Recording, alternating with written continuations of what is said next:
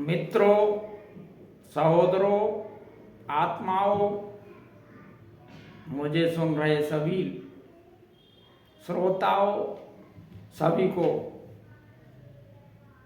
हरि कृष्ण फक्कड़ प्रणाम करता है।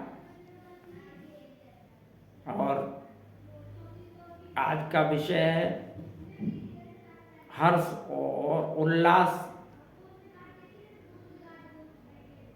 का ये बसंत का महीना और कृष्ण की स्वीकार। तो मैं शुरू करूंगा।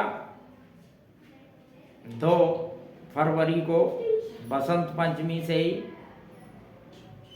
ये बसंत शुरू हो गया और बसंत में पुराने का त्याग और नवीन का ग्रहण ये होता है। तो बसंत ऋतु में पेड़ अपने पुराने पत्ते छोड़ देते हैं और उन पर नई कोपलें आने लगती हैं और किसान का अन्न की फसल आने वाली होती है। इसलिए किसान जो है उल्लास मनाता है और उल्लास में ये उल्लास के पर्व 2 फरवरी से ही शुरू हो गए। 26 को महाशिवरात्रि हुई। ये भी उत्तर भारत का बड़ा पर्व है। उत्तर भारत में जो हिंदी भाषी क्षेत्र है, यहाँ 3 ऋतुएं होती हैं। तीनों सीजन अच्छे खासे होते हैं।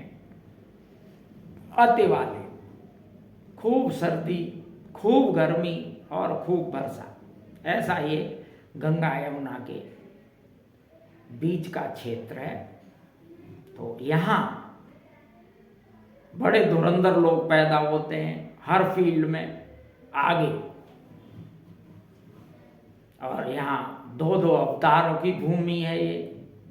मथुरा में कृष्ण पैदा हुए और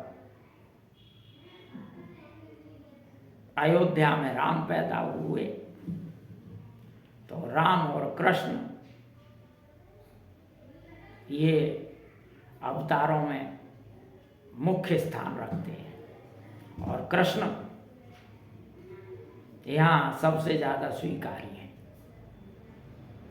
हमारे यहाँ एक बहुत बड़ी कमी है कि अवतारों के दैवी पक्ष को ही दिखाया जाता है, उनके मनुष्य पक्ष को नहीं दिखाते। इससे हमें बड़ा नुकसान होता है। हम अपने को हीन समझते हैं कि ये तो अवतार हैं, अब ये तो भैया भगवान ही हैं, भगवान ही पैदा हुए, हम तो कभी कुछ आगे कर नहीं सकते। तो मैं जो भगवान के बारे में जो मेरी व्याख्या है, कई बार मैंने वीडियो में कही है, कई वीडियो इस पे बने हुए हैं कि जो है भगवान एक एनर्जी है और वो एनर्जी ही संसार उससे ही बनता है और उसी से चलता है और उसी में लय हो जाता है। तो जो ये अवतार होते हैं तो वो भी एक एनर्जी का ही रूप है और कुछ ज़्यादा एनर्जी लेके पैदा होते हैं।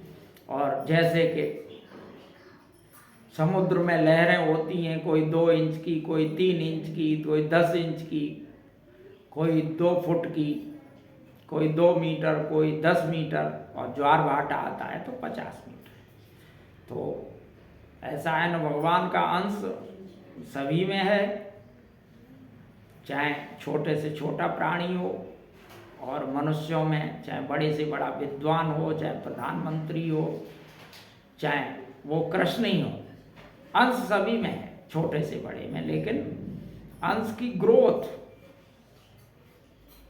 उन्होंने ज़्यादा कर ली। भाई वो कृष्ण 50 मीटर की लहर है, मैं 1 मीटर की हूँ।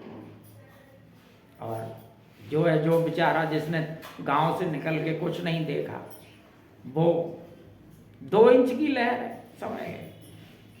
कुछ लोग तहसील तक पहचाने जाते हैं, वो 10 इंच की लहर है। कुछ जिले तक पहचाने जाते हैं, कुछ प्रदेश तक पहचाने जाते हैं, कुछ देश लेवल पे पहचाने जाते हैं, कुछ अंतर्राष्ट्रीय पहचान पाते हैं। तो ये जो है अपनी अपनी ग्रोथ है। तो इसमें अगर अवतारों के सारे मानवीय पक्ष भी दिखाए जाएं तो क्या है ना, उससे हमको एक बल मिलता है। हम कहेंगे कि हम भी बन सकते हैं भगवान जैसे, और भगवान बनने के लिए ही तो ये शरीर मिला है आपको। आप सब कुछ करते हुए भी भगवान बन सकते हैं। आपको कोई विरक्त होने की जरूरत नहीं है। आप गृहस्थी में रह के भी सब कुछ कर सकते हैं, क्योंकि ये मानवीय पक्ष सभी में होते हैं। जो जिसने मनुष्य का शरीर लिया है वो खाना भी खाएगा, पानी भी पिएगा, शौच भी जाएगा, मैथुन भी करेगा। ये कोई हमारे नेगेटिव पॉइंट्स थोड़ा ही है, ये तो मनुष्य शरीर से जुड़े हुए हैं। लेकिन मनुष्य के अंदर, शरीर के अंदर जो आत्मा रहता है, समझ गए, तो वो तो इनसे सबसे परे है। तो ग्रोथ किसकी करनी है? अपनी, जो आप स्वयं हो। तो स्वयं पे तो कोई फर्क ही नहीं है। तो इसलिए आप अपने आप को हीन मत समझें। आप सब कुछ कर सकते हैं। आप बुद्ध जैसे हो सकते हैं, आप राम जैसे हो सकते हैं, आप कृष्ण जैसे हो सकते हैं, और उसके लिए कुछ नहीं करना। आप इन्हीं सब कार्यों को करते हुए विशिष्ट व्यक्तित्व को प्राप्त हो सकते हैं। आप हीन नहीं हैं, आप सब कुछ हैं। आप इन सो कॉल्ड साधुओं की बातों में ना आए। आपको कुछ नहीं करना है, आप इनसे कोई कम नहीं है। अगर कोई साधु पैसे इकट्ठे करता है बेईमानी से तो वो निकृष्ट है। आप एक बार करते हो तो आप तो कम से कम बच्चों को पालने के लिए करते हो, तो आपकी तो एक बार को क्षमा है, उसकी तो बिल्कुल भी क्षमा नहीं है। ये तो जो है, अगर अपने पथ में गड़बड़ी करते हैं तो बहुत ज़्यादा साधु को नुकसान होता है, उसकी सदगति नहीं होती आपकी। आप अपनी गृहस्थी को अच्छी तरह पालते हैं तो आपकी सदगति ही होनी। और श्री कृष्ण के सभी मानवीय पक्ष दिखाए गए, इसलिए श्री कृष्ण सबको स्वीकार है। चोर भी कहता है, श्री कृष्ण भी चोर थे। स्त्रियों के पीछे भागने वाला भी कहता था कि स्त्रियों के पीछे भी भागते थे। कृष्ण उनमें अपनापन देख लेता है, इसलिए गीता अदालत में रखी जाती है, रामायण नहीं रखी जाती, क्योंकि रामायण सर्व स्वीकारी नहीं है। राम का जो जीवन था वो मर्यादा से पूर्ण था। कृष्ण का जीवन में मर्यादा है भी और नहीं भी है, अच्छा भी है, बुरा भी है। युद्ध कर रहे हैं और भाग भी जा रहे हैं, समझ गए। तो ये तमाम चीजें थी उनके। ललित पक्ष भी थे उनके जीवन में। उन्होंने, उनकी दिखाई जाती है कि उन्होंने 11,108 शादियाँ की हो ना की हो, भाई 10 ही की हो, लेकिन उन्होंने कहा इन चीज़ों से कोई फर्क नहीं पड़ता, ये आप करो, इससे कोई नहीं। आपकी शादियाँ, आपका खान पान, ये आपके ऊपर, आपके आध्यात्मिक रास्ते में कोई रुकावट नहीं बनता। आप अपने कर्म को ढंग से करते हैं तो निश्चित है, कर्म को करते हुए, अपने कर्तव्यों का पालन करते हुए, अपना संतुलन बनाते हुए आप सदगति को प्राप्त हो सकते हैं। इसमें कोई दो राय नहीं है। भगवान जो है एनर्जी है, ये पक्की बात है, उसी से हम सब उतरते हैं।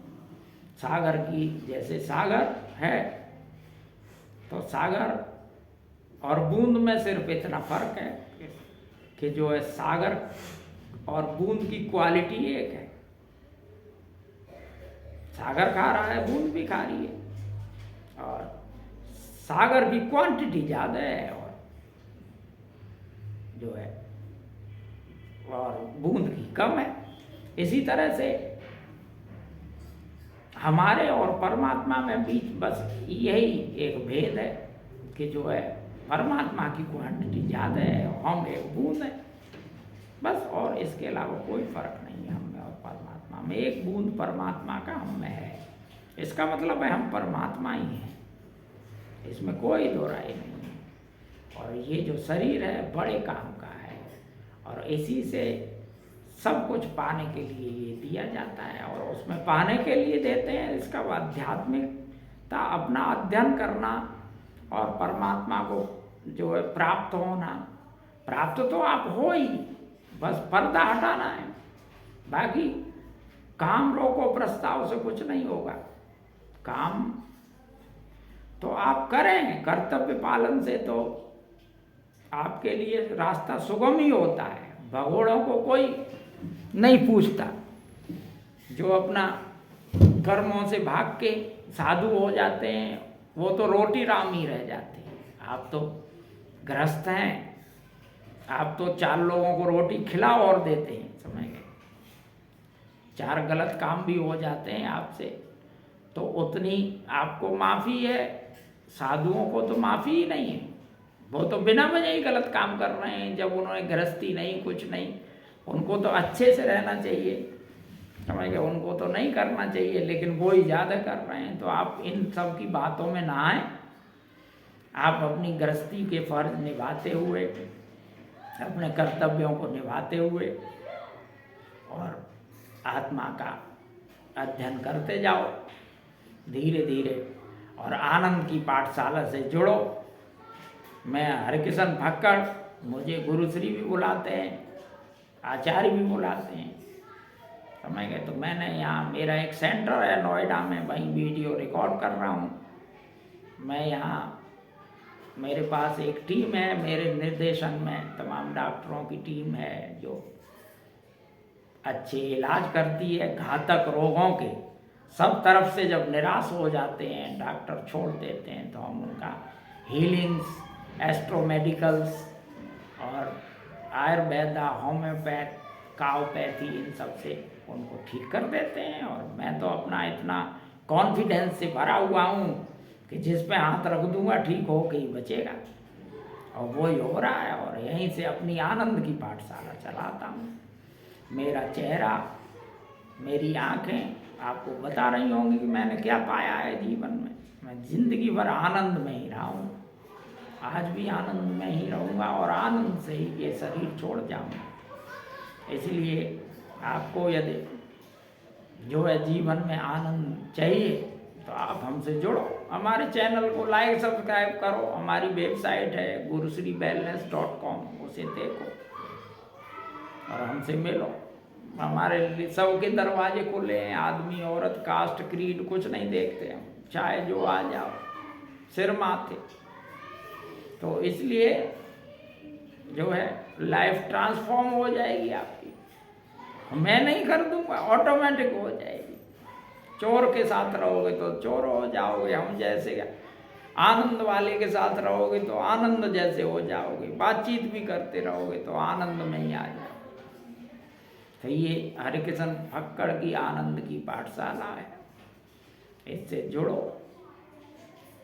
और जो है भगवान कृष्ण की तरफ देखो। कैसे कृष्ण थे, हमेशा मौज में रहते थे, कभी दुखी नहीं रहे हो। चाहे कुछ हो जाए, चाहे युद्ध से भागना पड़े, चाहे महाभारत का युद्ध ले लो, चाहे बचपन के किस्से ले लो, हर वक्त बांसुरी बजती रहती थी। तो मेरी भी ये बांसुरी यहाँ बजती रहती है, देखो आनंद लेता हूँ, बांसुरी बजाता हूँ, हारमोनियम बजाता हूँ, लोगों के इलाज करता हूँ और लोगों को खूब ब्लेस करता हूँ दवा के। तो इसलिए चलो अब ये वीडियो आज समाप्त करता हूँ। अभी के लिए इतना ही, अगले वीडियो में फिर मिलते हैं। प्रणाम।